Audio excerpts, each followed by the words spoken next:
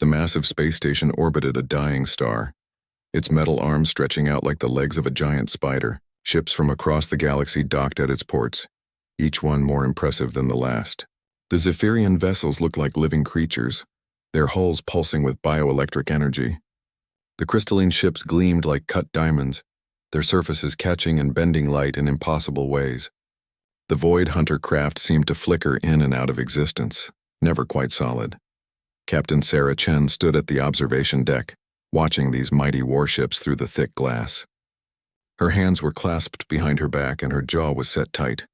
She had seen many things in her 30 years, but nothing quite like this. The other ships made her feel very small. "Captain, they're ready for us," said Lieutenant Torres, stepping up beside her. He was young, maybe 25, with nervous eyes that kept darting toward the alien vessels. Sarah nodded but didn't move. "What do you think, Torres? Think we belong here?" Torres looked out at the fleet and swallowed hard. "I think we're about to find out, ma'am." The UES Indomitable sat in the smallest docking bay, looking like a metal box someone had forgotten to polish. Its hull was gray steel, scratched and dented from countless missions in Earth's solar system. Chemical rockets stuck out from its sides like crude metal tubes. The whole ship was only 200 meters long, tiny compared to the kilometer-long alien dreadnoughts nearby. Sarah walked through the corridors of her ship, noting every detail.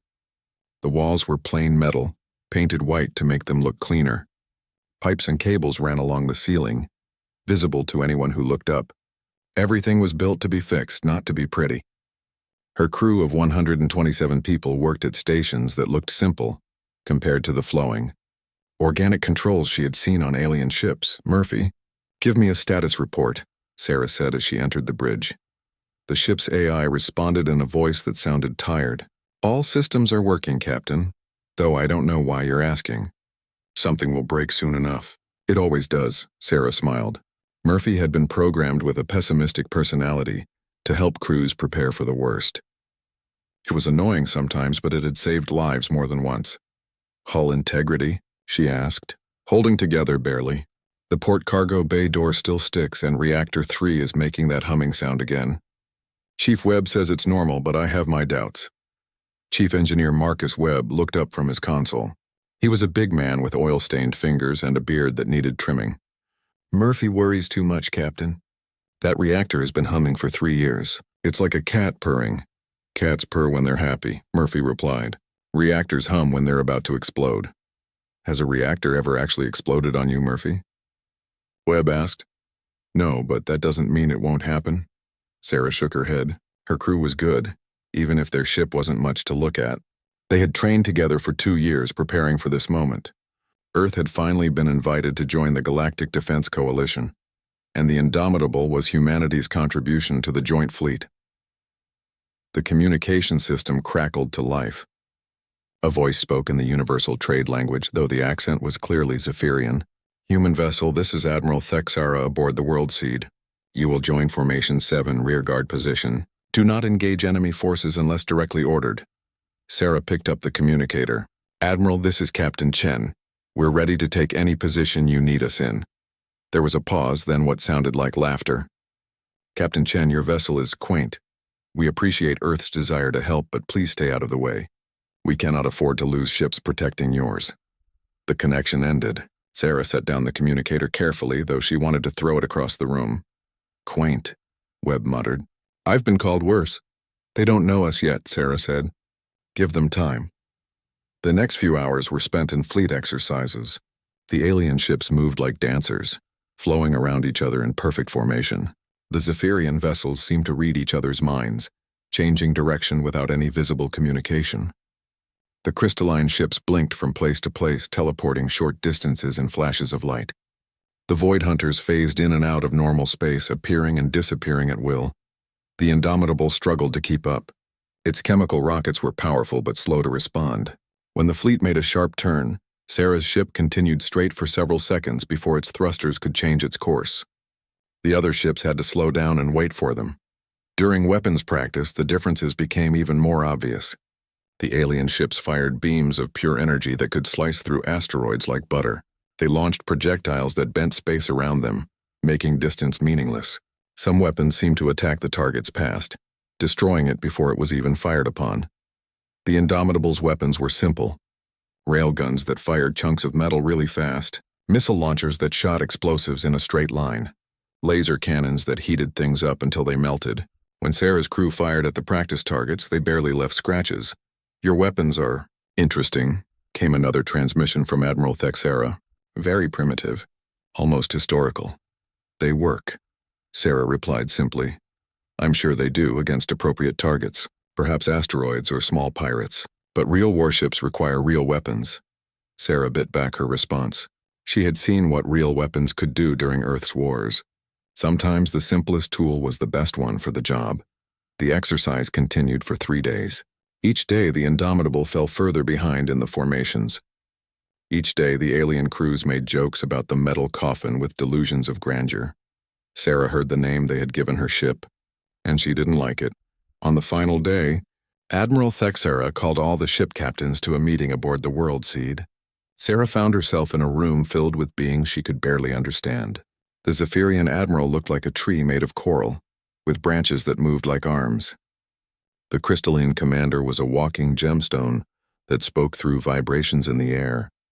The Void Hunter representative seemed to be there and not there at the same time.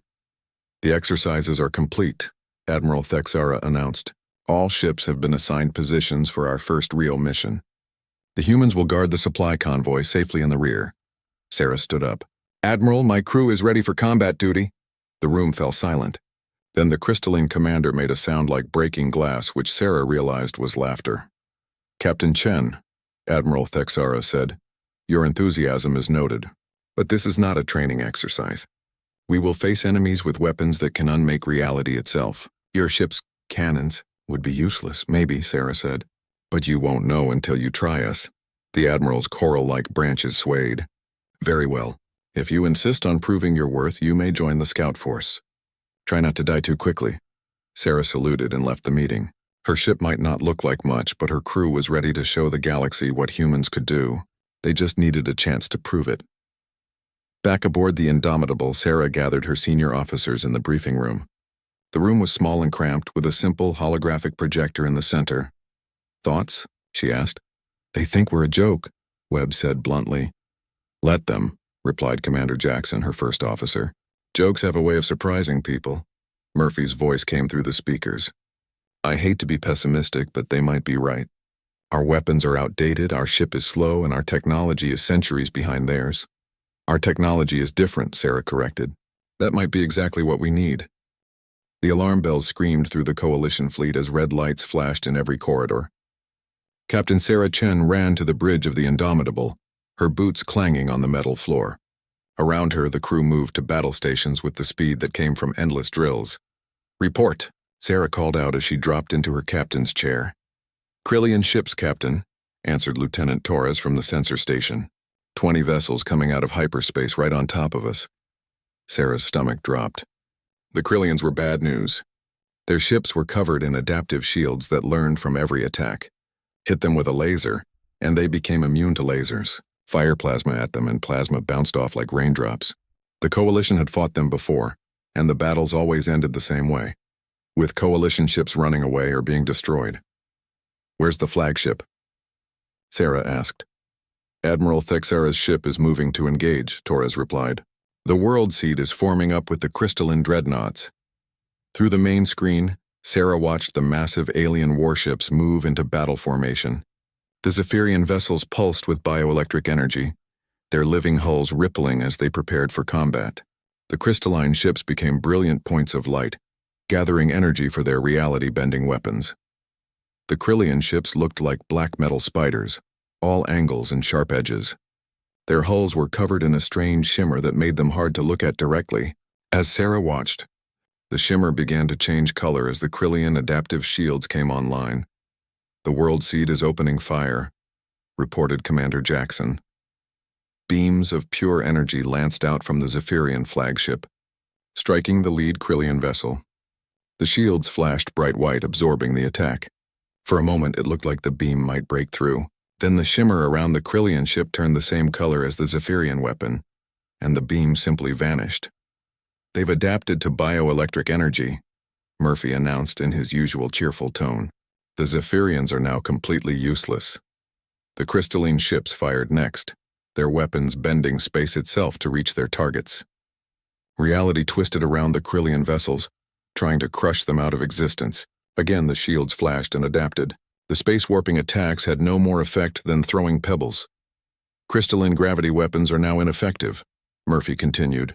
This is going exactly as badly as I expected. One by one, the Coalition ships found their weapons useless.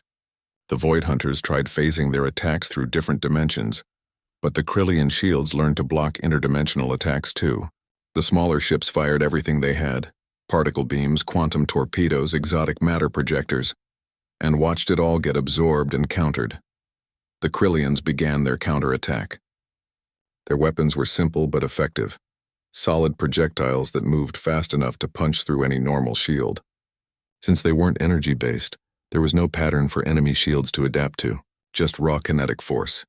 The first Coalition ship to die was a Void Hunter destroyer. The Krillian projectile went through its hull like paper, and the ship simply came apart. No explosion, no dramatic death, just pieces floating in space.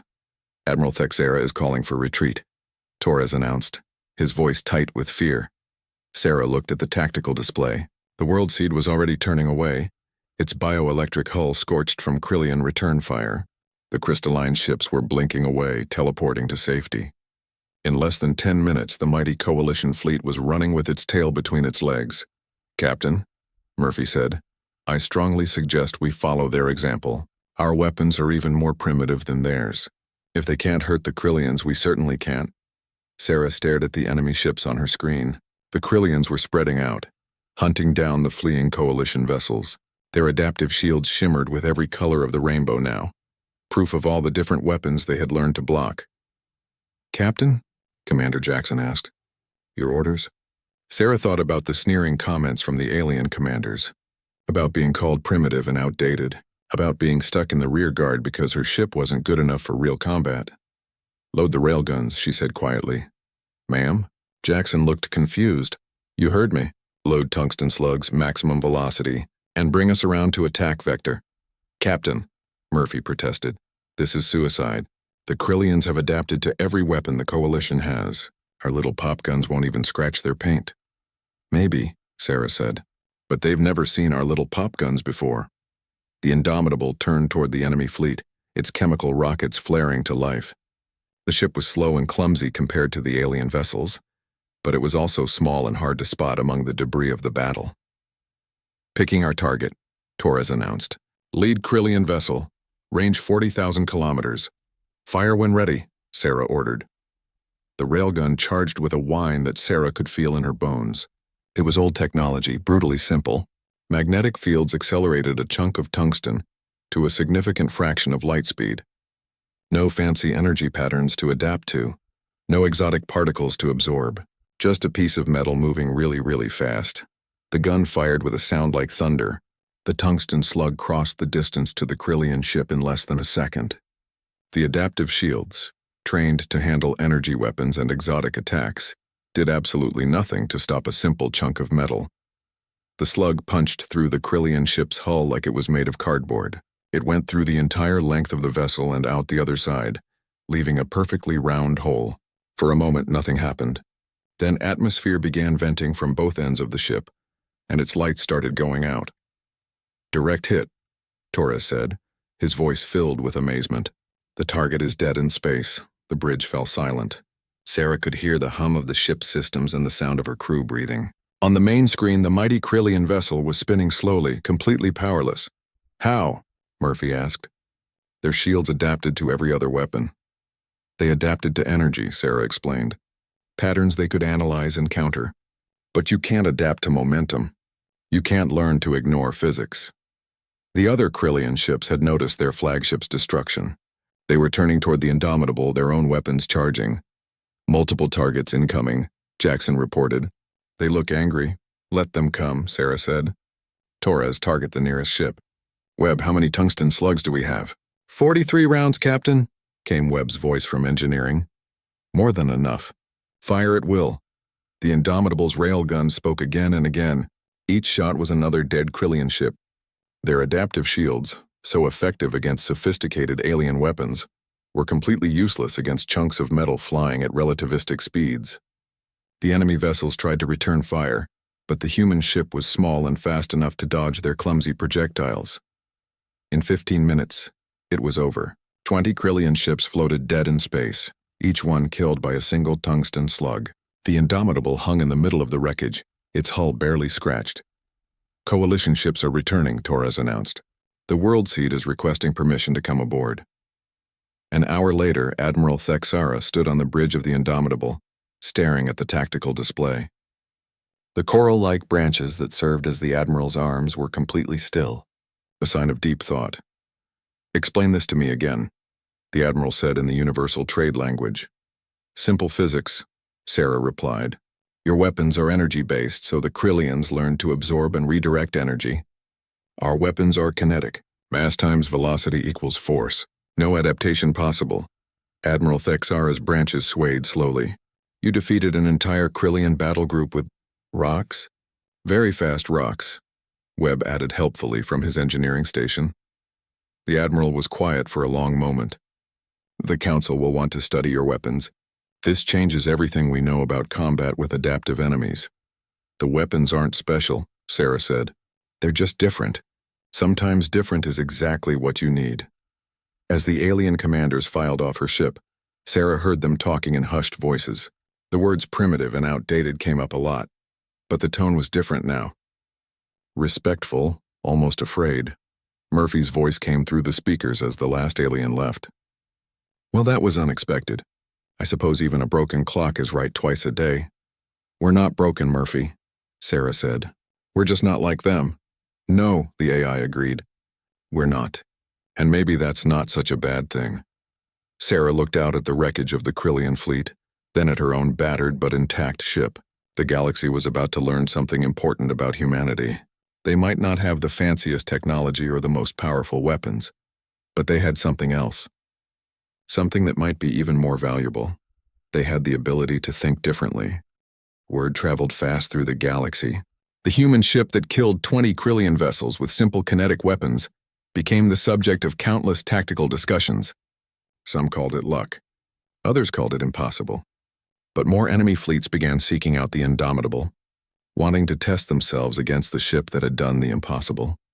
Captain Sarah Chen found herself in the middle of something she had never expected. A reputation. The Coalition Command began sending her ship to investigate strange enemy activities, hoping that human unpredictability might succeed where conventional tactics failed. The first test came 3 weeks later, in the Vega system. The Ethereal Communion had taken control of a mining colony, using their phase-shifting technology to make their ships nearly impossible to hit. The ethereal vessels existed partially in normal space and partially in another dimension, flickering in and out of reality like ghosts. "They're beautiful," Lieutenant Torres said, watching the enemy ships on the main screen. The ethereal vessels looked like they were made of silver mist, constantly shifting and flowing. When Coalition ships fired at them, the weapons passed harmlessly through empty space. "Beautiful and deadly," Commander Jackson added. "They phase out just before impact, then phase back in to attack. No one has figured out how to hit them." Sarah studied the tactical display. 12 ethereal ships danced around the planet, appearing and disappearing in a pattern that seemed random. The previous Coalition fleet had retreated after losing 3 ships without scoring a single hit on the enemy. "Murphy, what do you think?" Sarah asked. "I think we're about to discover new and creative ways to die," Murphy replied cheerfully. "The ethereal ships can exist outside normal spacetime. Our weapons exist very firmly in normal spacetime. Basic logic suggests we're doomed. What if we don't try to hit where they are?" Sarah asked. "What if we try to hit where they're going to be?" Webb's voice came from engineering. "Captain, that would require predicting their phase pattern. No one has been able to do that," Sarah smiled. "No one has tried doing it the stupid way." She turned to Torres. "Can you plot their movement pattern for the last hour?" "Already done, Captain. It's completely random." "Show me anyway." The main screen filled with a complex 3-dimensional map showing where each ethereal ship had appeared over the past 60 minutes. Lines connected each appearance, creating a web of seemingly chaotic movement. Sarah stared at the pattern for 5 minutes, ignoring the tactical situation developing around them.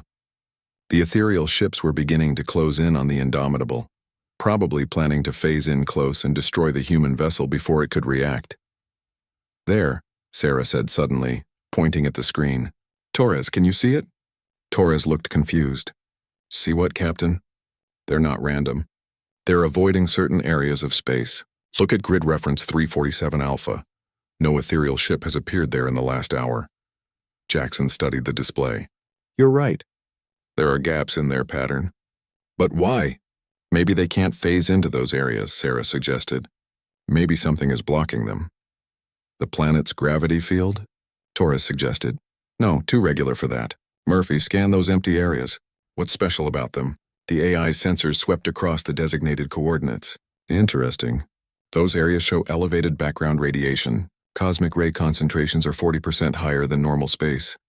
Sarah's eyes lit up. "They can't phase through radiation fields. The cosmic rays interfere with their ability to shift dimensions. So we create our own radiation field," Jackson said, understanding immediately. "Webb, can you overload our reactor to create a radiation burst?" "Captain, that's extremely dangerous," Webb replied.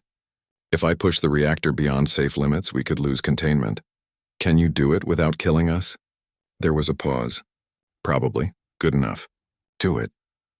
The Indomitable's reactor began to whine as Webb pushed it far beyond its normal operating parameters. Radiation poured out of the ship like invisible fire, creating a growing sphere of cosmic interference around the human vessel. The effect on the ethereal ships was immediate. As they tried to phase in close to the Indomitable, they found themselves trapped in normal space, unable to shift dimensions through the radiation field. "Target the nearest ship," Sarah ordered. "Standard railgun, tungsten slug." The shot took the ethereal vessel completely by surprise. Trapped in normal space, it had no defense against the simple kinetic projectile. The tungsten slug punched through its misty hull, and the ship collapsed like a punctured balloon. 11 targets remaining," Torres announced. "They're trying to retreat, but they have to stay in normal space to move through our radiation field." "Then let's give them something to remember us by." The next 10 minutes were a shooting gallery. The ethereal ships trapped in normal space by the Indomitable's radiation field fell one by one to simple tungsten slugs. Their elegant phase-shifting technology was useless against crude human engineering and a willingness to push equipment beyond safe limits. When it was over, the Indomitable hung alone in space, its reactor temperature slowly returning to normal. The mining colony was free, and another invincible enemy fleet was debris. Admiral Thexara's transmission came within hours. "Captain Chen, the Council wants to meet with you. Your methods are unconventional." The meeting took place aboard a neutral station in the Alpha Centauri system. Representatives from dozens of species gathered to hear how the humans had defeated the ethereal ships. Sarah found herself standing before beings that looked like walking trees, living gemstones, and creatures that existed as pure energy. "Explain your tactics," demanded the crystalline representative, its voice ringing like bells. "We didn't fight their strength," Sarah said simply. "We found their weakness and exploited it." "The ethereal ships had no known weakness," protested a Void Hunter commander. "They had a weakness," Sarah replied. "Everyone assumed they were invincible because they could phase between dimensions. No one thought to ask what might stop them from phasing." A murmur went through the assembled commanders. These were beings who had fought for thousands of years, using weapons that could reshape reality itself. The idea that simple radiation could stop an enemy's greatest ability was almost insulting. "Your ship is becoming a problem," said a new voice. Sarah turned to see a representative of the Zephyrian War Council, its coral-like body pulsing with agitation. "Enemy fleets are seeking you out specifically. They want to test themselves against the ship that defeats the impossible." Sarah nodded. "I know, my crew is ready." "Are they?" the Zephyrian asked. "The hive mind has issued a challenge. Their quantum-linked swarm fighters move as one consciousness. No individual ship has ever defeated them because they fight as a single entity, with perfect coordination." "When do we meet them?" Sarah asked. The assembled commanders looked at each other in amazement. This human captain showed no fear, no hesitation. She spoke of facing the hive mind's perfect swarm like it was just another day at work. "1 week," the Zephyrian replied. "Neutral space, Proxima system." Sarah saluted and left the meeting. Behind her, she could hear the alien commanders talking in hushed voices about the human ship and its impossible victories. Back aboard the Indomitable, Sarah gathered her senior officers in the briefing room. "The hive mind," Commander Jackson said grimly. "Their ships are quantum entangled. They share thoughts instantly across any distance. When one ship learns something, they all know it immediately. Perfect coordination," Torres added. "They fight like fingers on a hand, never getting in each other's way, always supporting each other." "Sounds terrifying," Webb said from engineering. "How do we fight something that thinks as one mind?" Murphy's voice crackled through the speakers. "We don't. We can't out-coordinate them, we can't out-think them, and we can't match their unity. This time I really think we're doomed," Sarah smiled. "Murphy, you might be right. But you know what perfect coordination needs to work?" "Perfect communication," Jackson answered, seeing where she was going. "Exactly. And what happens to perfect communication when you introduce random noise?" Webb laughed.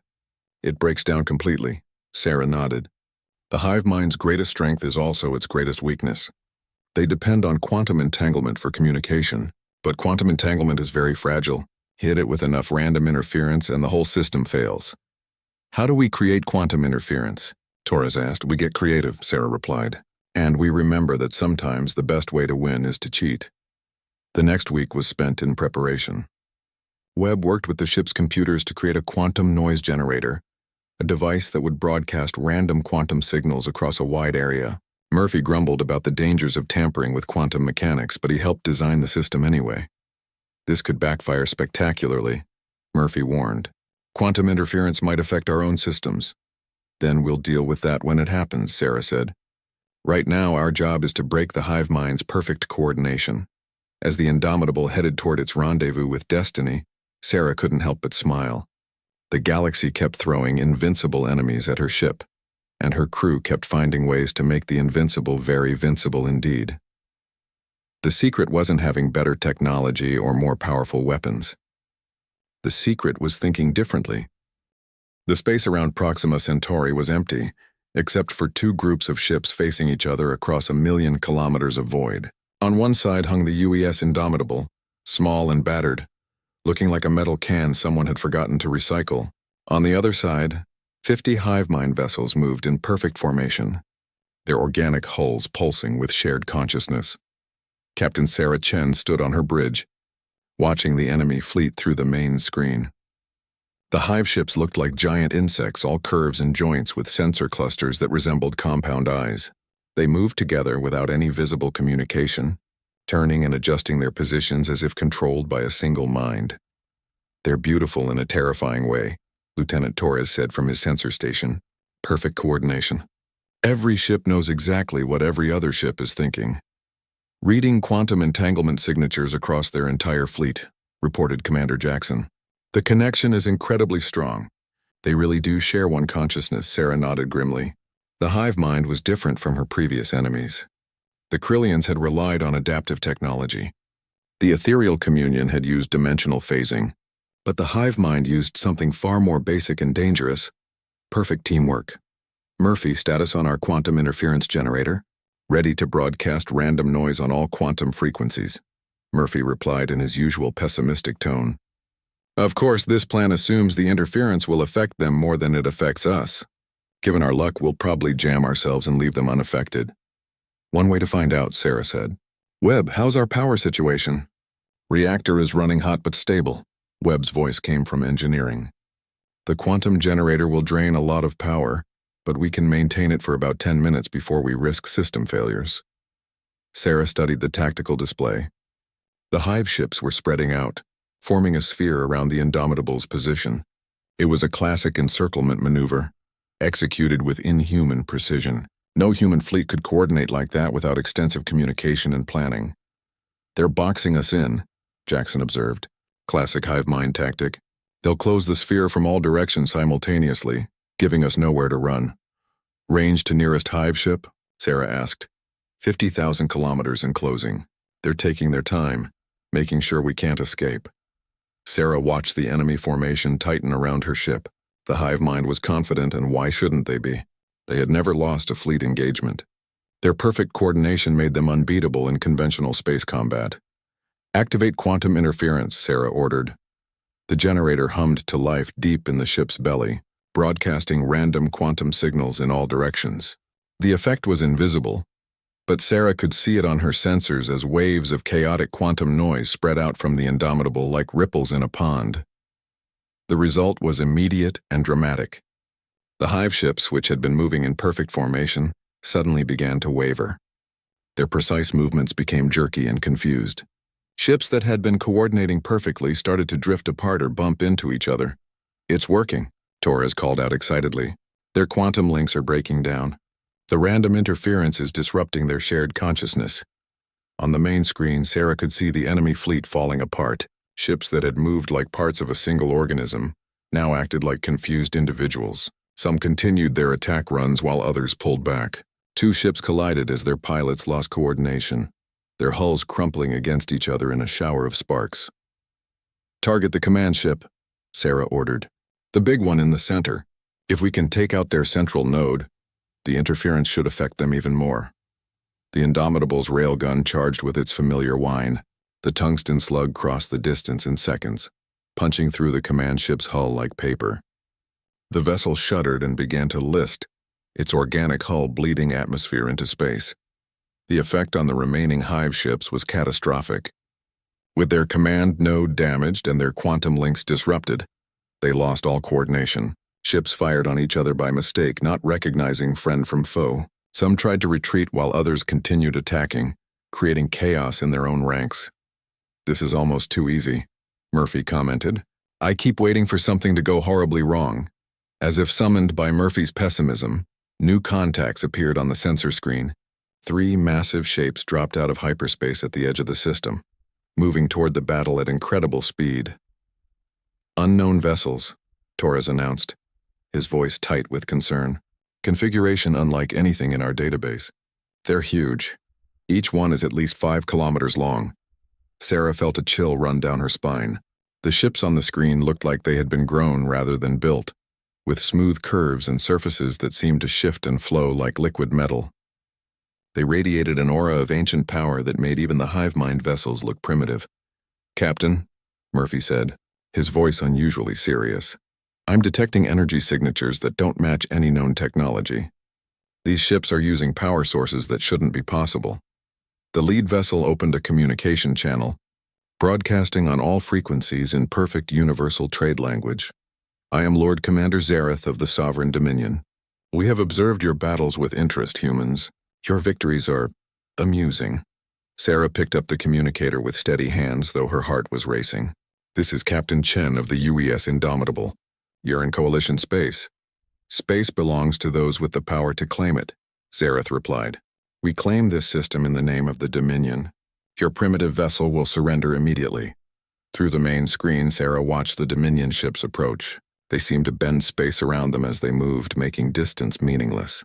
The largest vessel, which had to be Zareth's flagship, looked like a city built from flowing metal and crystal. "I don't think so," Sarah said into the communicator. There was a pause, then what might have been laughter, bold words from such a small ship. "Very well. We challenge you to single combat, our flagship against yours. If you win, we will leave this system. If you lose, the Coalition surrenders this entire sector to Dominion rule." "Sarah," Jackson whispered, "we can't fight that thing. It's 50 times our size." Sarah looked at her crew. They had faced impossible odds before and won, but this was different. The Dominion ship wasn't using technology she could understand or counter. It was using power that seemed to violate the basic laws of physics. "We accept," she said into the communicator. The words hung in the air like a death sentence. Sarah could see the doubt in her crew's eyes, could feel the weight of their trust in her decisions. "Captain," Murphy said quietly, "I've been running calculations. Based on the energy signatures from that ship, it could destroy us without even trying. This isn't bravery, it's suicide." "Maybe," Sarah replied, "but we've been called primitive and outdated since the day we joined the fleet. Every enemy has underestimated us because we don't fight like they expect. This Zareth is doing the same thing. What if he's right?" Torres asked. "What if we really are just primitive?"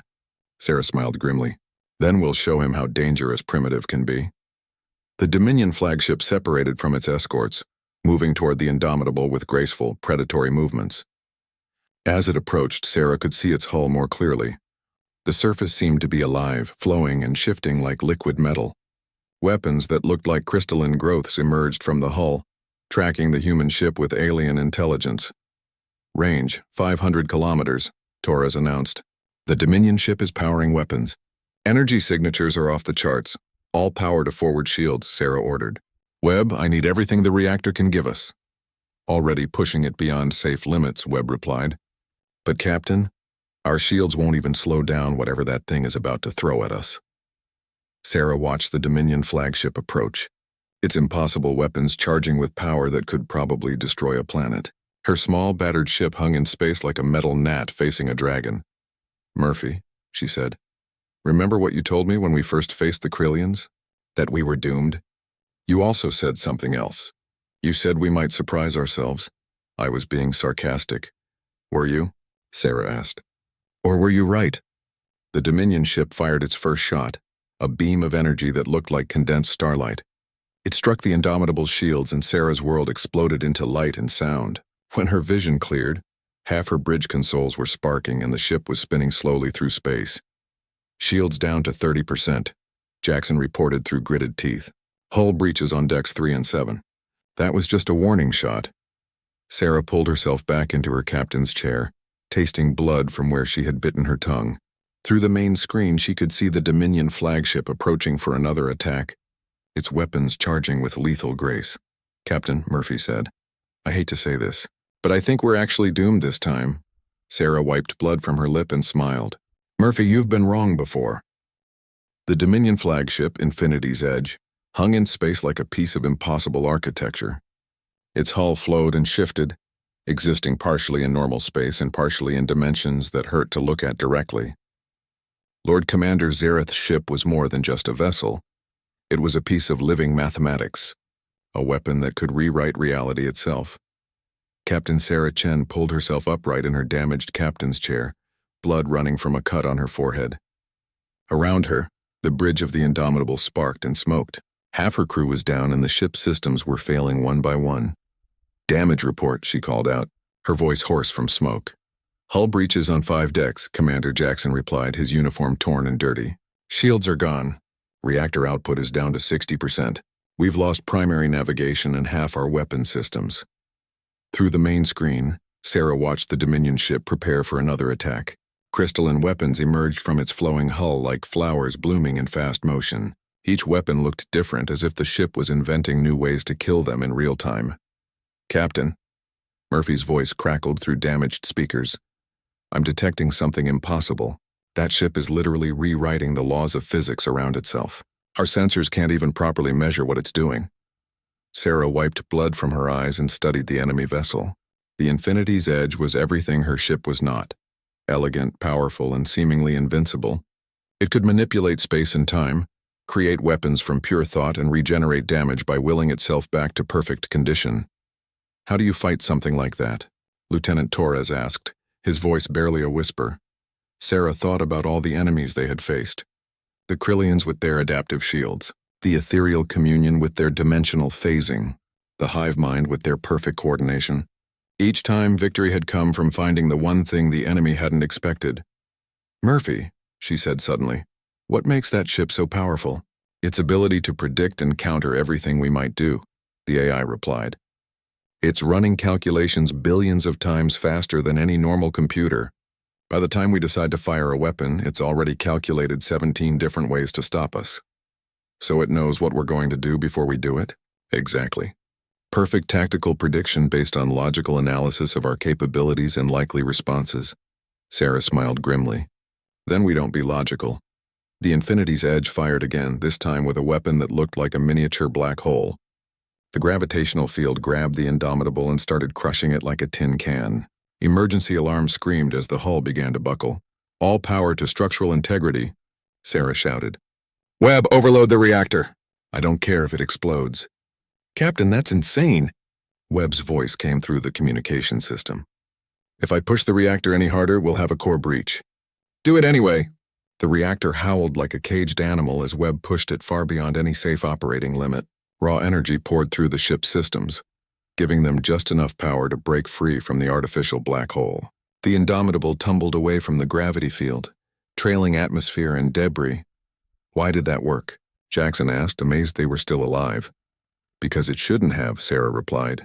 The Dominion ship calculated that we would try to escape using normal power levels. It didn't expect us to nearly destroy ourselves just to get away.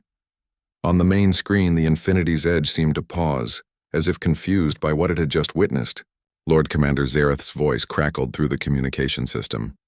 Interesting. You chose to damage your own ship rather than accept defeat. Most illogical. Logic is overrated, Sarah replied. The Dominion ship began to reshape itself, its hull flowing like liquid metal to form new weapon configurations. Sarah watched with fascination as it literally created new ways to kill them in real time. Murphy, she said, start making random decisions. I beg your pardon? Random. Not logical, not tactical, just random. Roll virtual dice for everything. Which direction to turn, which weapons to fire, when to fire them, everything. Captain, that's the worst possible way to fight a battle, Murphy protested. Exactly. Sarah turned to her crew. Listen up, everyone. From now on, we're not following any tactical doctrine. We're not being smart or logical or reasonable. We're going to do whatever feels right in the moment, even if it makes no sense. Captain, Jackson said carefully. Are you feeling all right? You might have a concussion. I'm fine. Torres, fire the railgun at empty space 40 degrees off our starboard. Ma'am, just do it. No questions, no thinking about it. Fire now. Torres hesitated, then pressed the firing button. The tungsten slug shot out into apparently empty space and disappeared into the void. The Infinity's Edge, which had been moving to intercept the Indomitable's predicted course, suddenly shuddered as the random shot clipped one of its crystalline weapons. The weapon shattered, sending fractal patterns of destruction across the Dominion ship's hull. How did that hit? Torres asked in amazement. Because their computer calculated where we would fire based on logical targeting, Sarah explained. It moved into the path of our random shot because it couldn't predict we would do something that stupid. Lord Commander Zareth's voice came through the speakers, sounding annoyed for the first time. Your tactics make no sense. You are fighting without pattern or purpose. Thank you, Sarah replied cheerfully. The battle continued, but now it was different. The Indomitable's crew began making decisions based on impulse rather than training. They fired weapons at random intervals in apparently meaningless directions. They changed course without warning, following paths that led nowhere. They used their life support systems as weapons and their weapons as life support. The effect on the Infinity's Edge was devastating. Its perfect prediction algorithms, designed to counter logical responses, began to fail catastrophically when faced with pure chaos. The ship tried to adapt to patterns that didn't exist, attempted to counter strategies that made no sense. Webb, Sarah called out. Can you delete random sections of Murphy's programming? Captain, that could cause system failures throughout the ship, Webb protested. Perfect. Do it. This is a terrible idea, Murphy said as Webb began cutting out chunks of his code. I'm losing higher functions. My personality matrix is fragmenting. This is probably going to... Murphy's voice cut off as Webb deleted his speech center, then came back as a completely different personality. Hello, I'm Murphy. I like butterflies and the color blue. Should we fire all our missiles at once? Yes, Sarah said without hesitation. The Indomitable launched every missile it had in a wild spread that covered half the star system.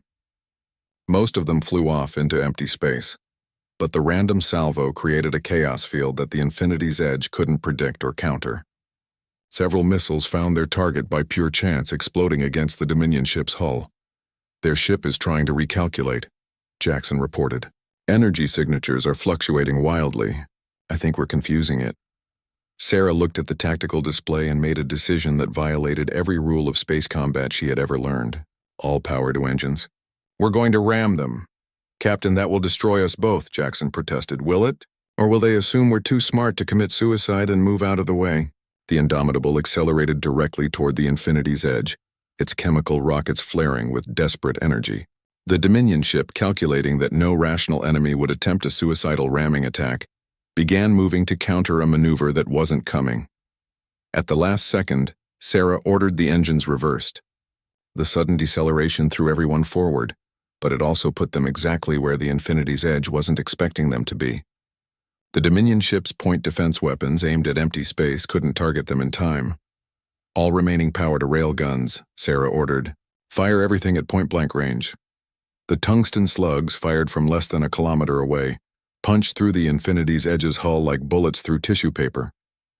The Dominion ship's exotic armor, designed to stop energy weapons and exotic matter attacks, provided no protection against simple kinetic force applied at close range.